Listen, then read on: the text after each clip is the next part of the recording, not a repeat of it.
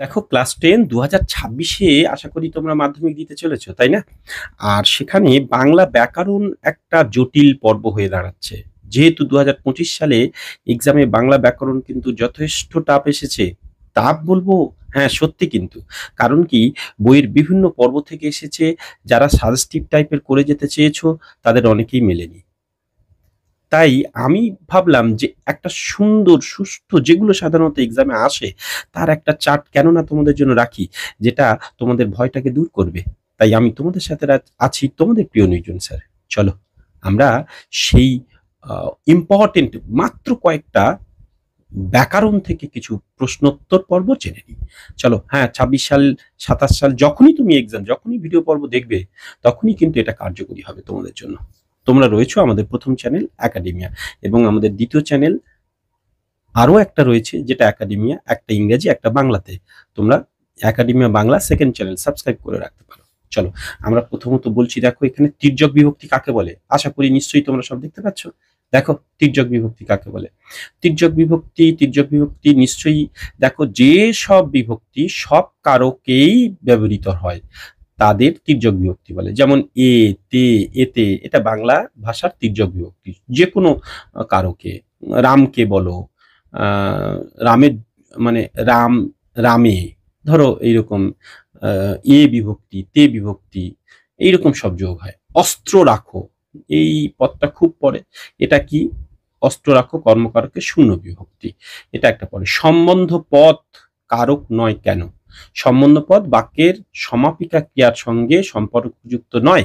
অর্থাৎ, আচ্ছা এই কারক বিষয় ডিটেলস জানতে গেলে আমি এর আগের ভিডিও পর্বে দিয়েছি, যদি সময় পাই আমি ডেসক্রিপশন বক্সে অ্যাড করে দেবো, অথবা তোমরা তোমাদের মাধ্যমিক বাংলা পর্ব 2025-এ সেখান থেকে তোমরা প্লে লিস্ট থেকে দেখে নিতে পারো, বা এই ভিডিওর ডিসক্রিপশন বক্সে অ্যাড করে দিচ্ছি, বা কোনো আই বাটনে কালেক্ট করে নাও সেখান থেকে, সেখানে কানেকশন দিয়ে রাখছি।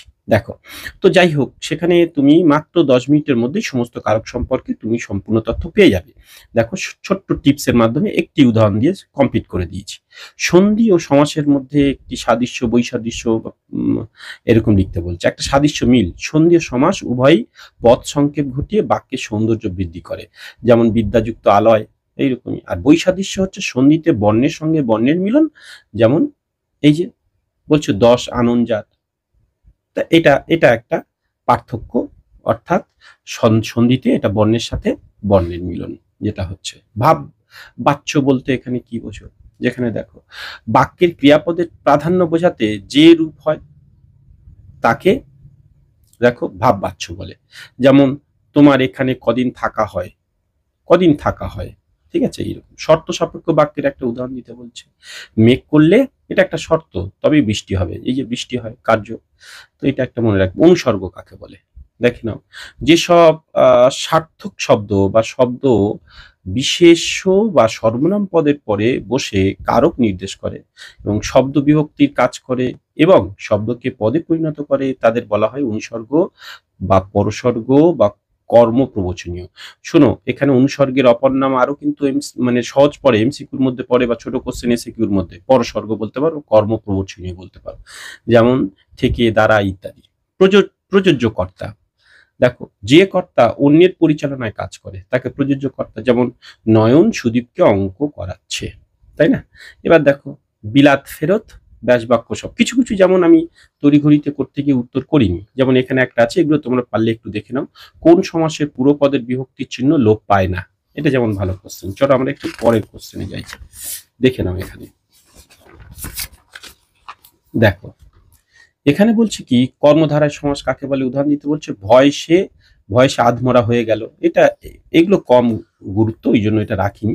সিংহাসন ব্যাসবাক্য সমাস ভাঙতে বলেছে। দেখো সিংহ চিহ্নিত আসন মধ্যপদলোপী কর্মধারায় সমাস। কারক আর অকারক পদের মধ্যে একটা প্রধান পার্থক্য দিতে বলছে। বাক্যের সমাপিকা ক্রিয়ার সঙ্গে কারক সম্পর্কিত পদগুলি সম্পর্ক থাকে, কিন্তু অকারক পদগুলির বাক্যের সমাপিকা ক্রিয়ার সঙ্গে কোনো সম্পর্ক থাকে না। বিভক্তি কয় প্রকার ও কি কি? দেখো বিভক্তি 7 প্রকার। সব দেখো 7 রকম শব্দ বা কারক বিভক্তি ব্যবহৃত হয়েছে, যেমন প্রথমা, দ্বিতীয়, তৃতীয়, চতুর্থী, পঞ্চমী, ষষ্ঠী, সপ্তমী এরকম ব্যবহার করা হয়। ঘাস জন্মালো রাস্তায়, নিশ্চয়ই তোমরা জানো, অসুখী একজন থেকে দেওয়া আছে, এখানে অধিকরণ কারকে অন্তস্থ বিভক্তি, রাস্তার নিচে দাগ দেওয়া থাকে নিশ্চয়ই। তো যাই হোক, প্রযোজক কর্তা, ওপারে পেয়েছি প্রযোজ্য কর্তা। বাক্যের কর্তা যখন নিজে কাজ না করে অন্য কাউকে দিয়ে কাজ করিয়ে নেয়, প্রযোজক। যেমন মা আমাকে ছবি দেখাচ্ছেন, অকারক বলতে কি বোঝো? একটা কর্তা একটা কর্ম। অকারক বলতে কি বোঝো? একটি বাক্যের সমাপিকা ক্রিয়ার সঙ্গে অর্থ সম্পর্কহীন পদকেই অকারক বা দেখো উপকারক বলা হয়। বাক্যে ব্যবহৃত যে পদ ক্রিয়া সম্পর্কিত নয় তারাই হবে অকারক, ক্রিয়ার সাথে সম্পর্কিত নয়। আর একটা উদাহরণ দেওয়া আছে, দেখে নাও। মা শিশুকে চাঁদ দেখায়, মা পদটি প্রযোজক কর্তা। ঠিক আছে, মা কাজ করিয়ে নিচ্ছে, এটাই। দেখো, নির্দেশক বাক্য কাকে বলে? নির্দেশক বাক্য দেখে নাও, বাংলা ভাষার বচন কারক নির্ণয় করতে এবং কোনো পদের সংখ্যা পরিমাণাদি নির্দেশ করতে বা পদটি সম্পর্কে নিশ্চিত করে জানতে যে প্রত্যয় ব্যবহার করা হয় তাদের নির্দেশক বলে। যেমন টি, টা, খানি, খানা, গুলি, গুলা, এইসবগুলি। কর্মকর্তৃবাচ্য কাকে বলে? দেখো, যে বাক্যের, লক্ষ্য করো, যে বাক্যের কর্তা অনুপস্থিত থাকে এবং কর্মই কর্তা রূপে প্রতীয়মান হয় তাকে কর্মকর্তৃবাচ্য। যেমন কলমটা চলছে না, এই বাক্যে কর্তা অনুপস্থিত, কর্ম যেমন কলম এমন ভাবে প্রতীয়মান যে তাকেই কর্তা বলে তোমার মনে হবে, ভ্রম হচ্ছে, এই জন্য একে কর্মকর্তৃবাচ্য বলা হয়। আবার বিভক্তি অনুসর্গের দুটি পার্থক্য দেখো দেওয়া আছে এখানে। বিভক্তি হলো বর্ণ বা বর্ণ সমষ্টি, অনুসর্গ হলো অব্যয় পদ। বিভক্তি বাক্যে পদের পরে যুক্ত হয়ে বসে, আর অনুসর্গ বাক্যের পদের পরে আলাদা হয়ে বসে, পদের সঙ্গে যুক্ত হয়ে বসে। বাক্যে পদের পরে যুক্ত হয়ে পদের সঙ্গে কথাটা লিখার, ওইটা পরে। তারপরে পর্বটাকে দেখো, সমধাতুজ কর্তা কাকে বলে? খুবই ইম্পর্টেন্ট, উদাহরণ দাও। বাক্যের অকর্মক ক্রিয়া বা কর্তা একই ধাতু থেকে উৎপন্ন হবে, কর্তাকে মানে হলে কর্তাকে সমধাতুজ কর্তা বলে। যেমন গায়ক গায়, রাঁধুনি রাঁধে, এইগুলোই একই থেকে সৃষ্টি হয়। বিগ্রহ বাক্য বা ব্যাস বাক্য কাকে বলে? উদাহরণ দিতে বলছে। যে বাক্য বা বাক্যাংশের মাধ্যমে সমাসবদ্ধ পদকে বিশ্লেষণ করা হয় তাকে বিগ্রহ বাক্য বা ব্যাস বাক্য বলে। যেমন নীলকণ্ঠ, নীল মানে বিষ, যেমন কণ্ঠে যার, এখানে সমাসের ব্যাস বাক্য হলো নীল কণ্ঠে যার। কোন সমাসের পরপদের অর্থ প্রাধান্য হয়? কর্মধারা সমাসের। তারপরে দেখো, বাক্য নির্মাণের শর্তগুলি লেখো। বাক্য নির্মাণের শর্ত সাধারণত তিনটি: যোগ্যতা, আকাঙ্ক্ষা, আসক্তি।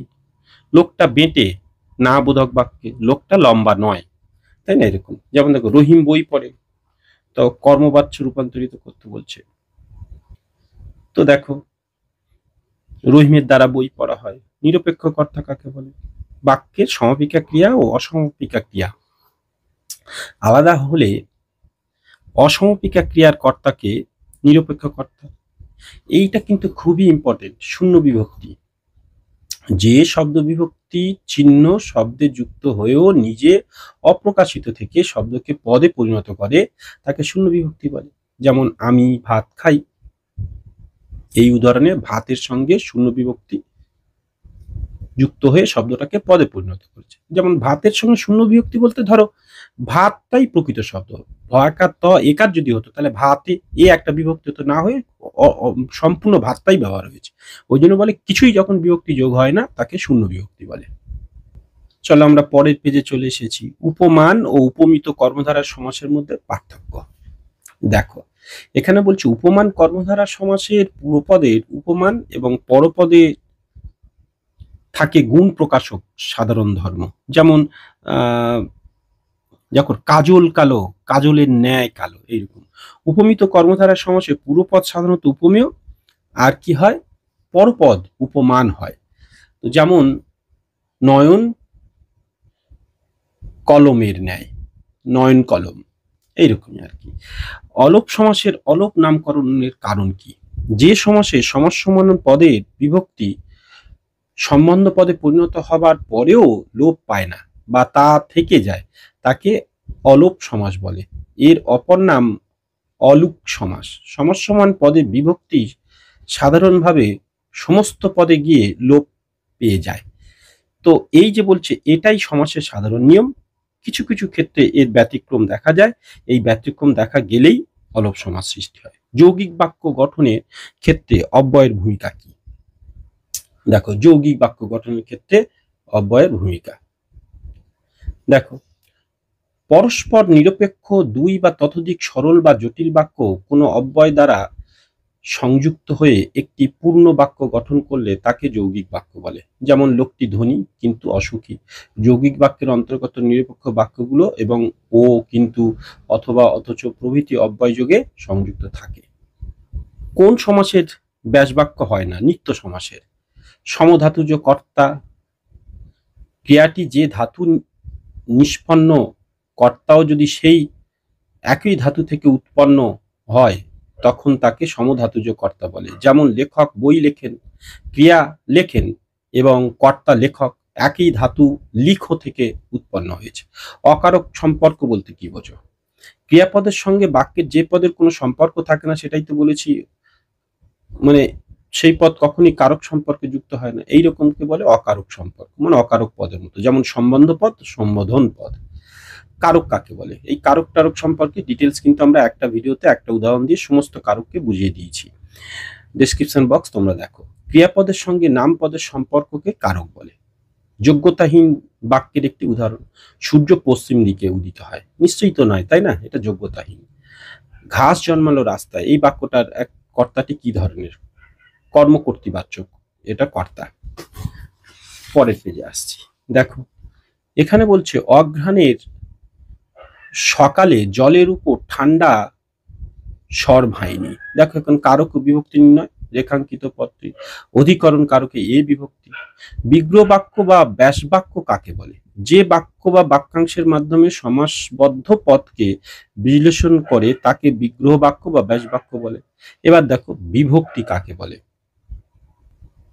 দেখো যে অর্থবিহীন ধ্বনি বা ধ্বনিগুচ্ছ শব্দ বা ধাতুর সঙ্গে যুক্ত হয়ে শব্দ বা ধাতুকে পদে পরিণত করে করে বাক্যে ব্যবহারের উপযোগী করে তোলে তাকে বিভক্তি বলে। যেমন গাছযুক্ত এর গাছের, ডালযুক্ত এ ডালে, ফুলযুক্ত কে ফুলকে, ইত্যাদি ইত্যাদি। ব্যতিহার কর্তার উদাহরণ সহ সংজ্ঞা দাও। একাধিক কর্তা একই ক্রিয়া সম্পাদন করলে তাদের ব্যতিহার কর্তা বলে। যেমন ভাইয়ে ভাইয়ে ভীষণ মারামারি লেগে গেল, ভাইয়ে ভাইয়ে, বুঝতে পারছো? উক্ত কর্তা কাকে বলে? অথবা মানে কর্তৃবাচ্যের কর্তা কাকে বলে? বাক্যের যে কর্তা ক্রিয়াকে নিয়ন্ত্রণ করে এবং কর্তাই বাক্যের উদ্দেশ্য হয় তাকেই উক্ত কর্তা বা কর্তৃবাচ্যের কর্তা বলা হয়। পাগলে কিনা বলে। অনুক্ত কর্তা কাকে বলে? কর্মবাচ্য বা ভাববাচ্য বা অনুসর্গযুক্ত কর্তাকে অনুক্ত কর্তা বলে। তোমার দ্বারা, ঠিক আছে, এই যে দ্বারা যুক্ত হয়েছে না, তো দেখো এখানে তুমি।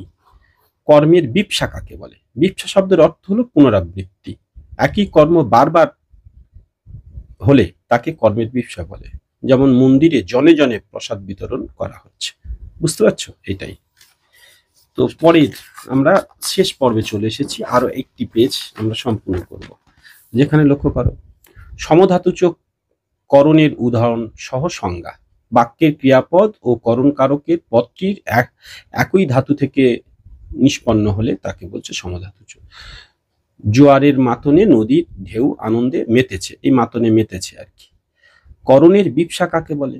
যদি করণ পুনরাবৃত্ত হয় তাকে করণের বিপসা বলে। করণ কারক আর কি, তারায় তারায়, ঠিক আছে? আকাশ ছেয়ে গেছে, তারার দ্বারা আর কি, তাই না? তারার দ্বারা, তারাটা হচ্ছে করণ কারক আর অন্তঃস্থ বিভক্তি। এবার তারায় কথাটা দুবার ব্যবহার হয়েছে। অকারক পদ কয় প্রকার ও কি কি? দেখো একটি বাক্যে সমাপিকা ক্রিয়ার সঙ্গে অর্থহীন, মানে অর্থ সম্পর্ক থাকবে না, অকারক পদ বাক্যে ব্যবহৃত এগুলো হয়। সম্বন্ধ আর সম্বোধন, এগুলো নিয়ে আমরা বিস্তারিত ভিডিও করেছি এবং একটি উদাহরণ দিয়ে সমস্ত কিছু বুঝিয়েছি তোমাদের, ডেসক্রিপশন বক্স থেকে দেখে ফেলো। সম্বন্ধ পদ কাকে বলে? বাক্যের মধ্যে যেসব পদের অন্য বিশেষ্য বা সর্বনাম পদের সঙ্গে সম্পর্ক থাকলেও ক্রিয়াপদের সঙ্গে কোনো সম্পর্ক থাকবে না, তাকে সম্বন্ধ পদ বলে। যেমন সায়নের বাড়ি অনেক গাছ আছে, তার বাড়িতে অনেক গাছ আছে, তাহলে এই সায়নের কথাটার সঙ্গে এই ক্রিয়াপদ বা অন্য কারোর সঙ্গে, ক্রিয়াপদের সঙ্গে মোট কথা সম্পর্ক থাকবে না, অন্য কারোর সাথে থাকতেই পারে।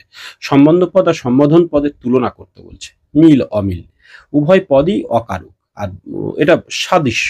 আর বৈসাদৃশ্য হচ্ছে সম্বন্ধ পদ বাক্যের বিশেষ্য বা সর্বনাম পদের সঙ্গে অর্থ সম্পর্কযুক্ত, সম্বোধন পদের সঙ্গে বাক্যের কোনো পদেরই অর্থযোগ নেই।